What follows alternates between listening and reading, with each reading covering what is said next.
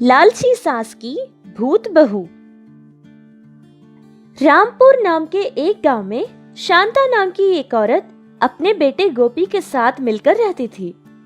गोपी उनके गांव में ही एक छोटी सी फैक्ट्री में कोई छोटा सा काम करता था। उनका अपना घर और एक छोटा सा खेत भी था। शांता हमेशा यही सोचती रहती थी कि उसके बेटे गोपी की शादी किसी बड़े घराने में की जाए, क्योंकि शांता को पैसे का बहुत लालच था, उसके खुद के परिवार के लोग हो या फिर गांव के। शांता बस उन्हीं को अपने घर आने की इजाजत देती थी जिसके पास पैसा होता था। गरीब लोगों को या फिर पैसा ना हो ऐसे लोगों को तो कीड़े मकोड़ों की तरह देखा करती थी। अरे गोपी, हमारे पड़ोस के ही गांव की जमींदार की बेटी का रिश्ता है। एक दिन की छुट्टी लोगे ऑफिस में तो हम जाकर लड़की को देख आएंगे। क्या? फिर से छुट्टी? इस महीने में मैंने पूरे 4 दिन की छुट्टी ली है। वैसे भी मैंने तुमसे कहा ना माँ कि मुझे कैसी लड़की चाहिए। बस थोड़ी सी खूबसूरत हो और अच्छी लड़की हो। ये पैसे जायदाद इसकी कोई जरूरत नहीं है, लेकिन तुम मेरी बात मानती ही नहीं माँ। अरे क्या बात मानू तेरी? खूबसूरती हमें थोड़ी ना खाना डालेगी। अगर इस लड़की से तू शादी करेगा तो 1 करोड़ रुपए दहेज मिलेंगे और उसके साथ साथ 10 एकड़ का खेत और एक बड़ा बंगला भी देंगे। हम अगर और ज्यादा की मांग करेंगे तो वो 2 करोड़ रुपए भी देंगे, ऐसा कहा था उसने। हाँ, किसने कहा ये तुमसे? उस लाला ने ना। मैंने तुमसे कितनी बार कहा माँ कि उस लाला को घर तक आने मत देना। और जो ये तुम जमींदार की लड़की बोल रही हो ना, अब तक पूरे 4 बॉयफ्रेंड्स को बदल चुकी है वो। अब भी किसी के साथ बाइक पर इधर उधर घूमती रहती है। छी छी, ऐसी लड़की मुझे बिल्कुल नहीं चाहिए माँ। लेकिन तुम हो कि समझती ही नहीं। ये सारी बातें कहकर गोपी बहुत ही गुस्से से वहां से ऑफिस के लिए निकल जाता है। लेकिन शांता को उन सारी बातों से कोई फर्क नहीं पड़ा। वो इन्हीं कोशिशों में लगी रही कि उसकी बेटे गोपी की शादी किसी रईस खानदान में ही की जाए, और वो गोपी के लिए लड़की ढूंढने के काम में लगी रही। और उधर ऑफिस में गोपी से भी छोटी नौकरी करने वाला रघुराम अपनी बेटी के लिए रिश्ते ढूंढ रहा है, ये बात गोपी को पता चली थी। रघुराम की बेटी अपने पिता के लिए कभी कभार खाना लेकर ऑफिस आ जाया करती थी। ऐसे वक्तों में गोपी ने उस लड़की को देखा था। वो लोग बहुत ज्यादा अमीर नहीं थे, लेकिन वो लड़की गोपी को बहुत अच्छी लगती थी और वो उससे शादी भी करना चाहता था। गोपी के मन में ये ख्याल आते ही उसने रघुराम से ये सब कह दिया था। वो सारी बातें सुनकर रघुराम भी बहुत ही खुश हो गया था। लेकिन गोपी को एक बात की चिंता थी कि वो अपनी माँ से ये सारी बातें कैसे कहेगा। जैसे तैसे करके बहुत ही हिम्मत जुटा के आखिरकार गोपी ने अपनी मन की बात उसकी माँ से कह देता है। अरे ये क्या बकवास कर रहा है तू? पगला तो नहीं गया? अगर घोड़ा घास से दोस्ती कर लेगा तो खाएगा क्या? पता नहीं कब बदलेगा। ये क्या है माँ? तुम कभी मेरी खुशी के बारे में नहीं सोचती। वैसे भी शादी करके साथ रहना तो मुझे है, तुम्हें नहीं ना। पता नहीं माँ तुम कब समझोगी। अब तू ही जाने कि तुझे क्या करना है।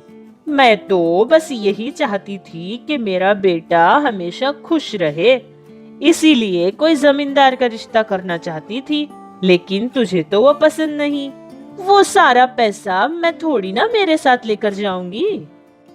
गोपी की शादी से शांता बिल्कुल सहमत नहीं थी, लेकिन फिर भी गोपी की पसंद की हुई लड़की सुरभि के साथ ही गोपी की शादी हो जाती है। लगता है सुरभि की नसीब बहुत ही अच्छी थी। जैसे ही शादी हुई थी वैसे ही गोपी को प्रमोशन भी मिला था। फिर पति पत्नी बहुत ही खुश होकर जीने लगे। लेकिन शांता को सुरभि से बहुत नफरत थी, बिल्कुल उसे पसंद नहीं किया करती थी। इसीलिए हमेशा किसी न किसी बात पर टोका करते रहती थी और सताया भी करती थी। अरे ओ लड़की सुरभि, क्या कर रही हो? कॉफी पिए आधा घंटा हो गया है, अब तक नाश्ता बना कि नहीं? हाँ माँ जी, बन रहा है, बस 15 मिनट में लेकर आऊंगी। फिर सुरभि नाश्ता लाकर उसकी सास को देती है। ये क्या है? उपमा? अरे वाह, वो भी काजू वाला। हाँ, मुझे तो बहुत अच्छा लगता है। एक और प्लेट लाकर दे दो। और हाँ, गोपी तो खाकर गया है ना, अब तो शायद कोई बचा नहीं होगा खाने को। तुम्हें ये सारी चीजें खाने की कहाँ कोई आदत होगी? पड़ा होगा रात का खाना, जाकर खा लेना। शांता की बातें सुनकर सुरभि बेचारी बहुत दुखी हो गई थी, लेकिन उसने कुछ नहीं कहा था। अपना सर नीचे रखा और वहां से चली गई थी। फिर कुछ देर बाद अपने कमरे में बैठकर उपन्यास पढ़ रही थी। तभी उसकी सास भी उसके कमरे के अंदर चली जाती है। क्या कर रही हो यहाँ? और ये क्या किताब पढ़ी जा रही हो? वो मैं उपन्यास पढ़ रही थी माँ जी। मुझे उपन्यास पढ़ने का बहुत शौक है। हाँ, ये सारे काम खाली बैठने वाले और कामचोर लोग करते हैं। अब हमारे पास इतना खाली समय कहाँ का? मैंने चादर ना भिगो दिए हैं, तुम जाओ और अच्छे से धो देना और धूप में सुखा देना, ठीक है? अरे माँ जी, मैंने तो एक दिन पहले ही सारे बिस्तर धोए थे मशीन में।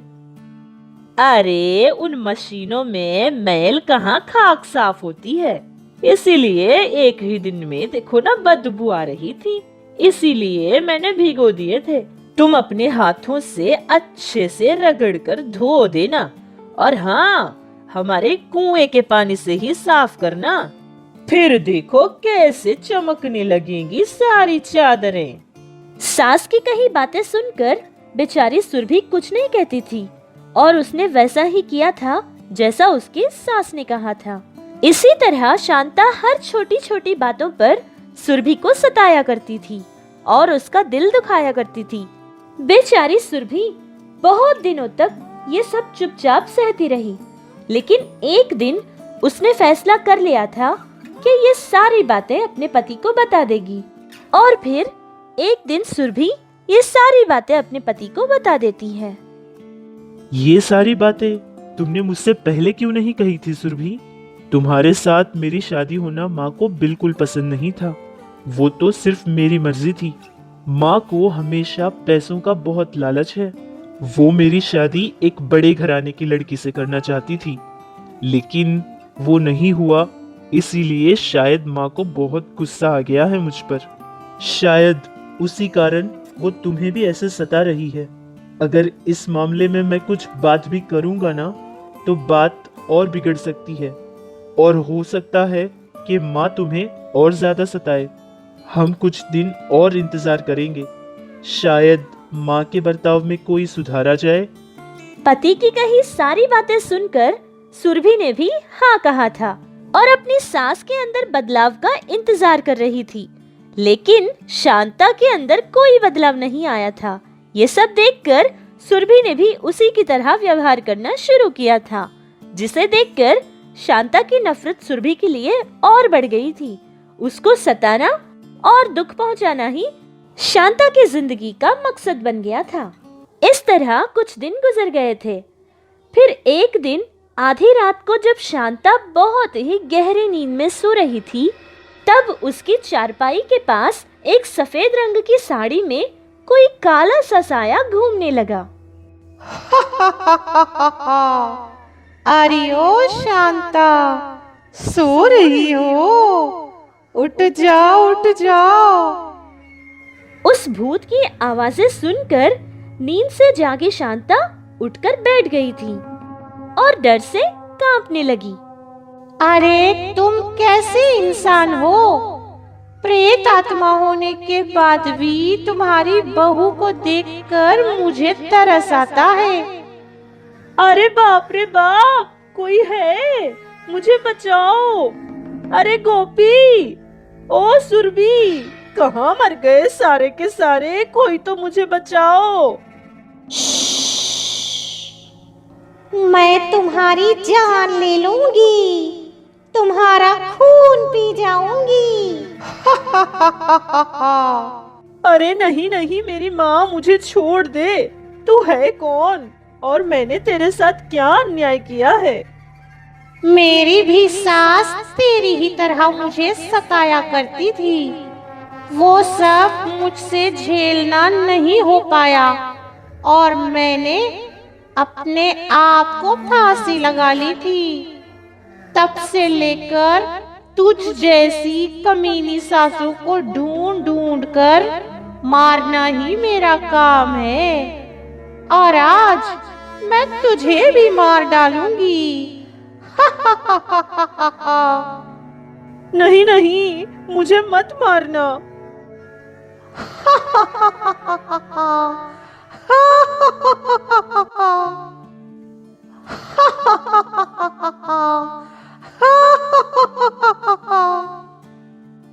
దయ్యం సూర్యకాంతమ్మని ఏం చేసిందో, అసలు తర్వాత ఏం జరిగిందో చూడాలంటే మరొక భాగం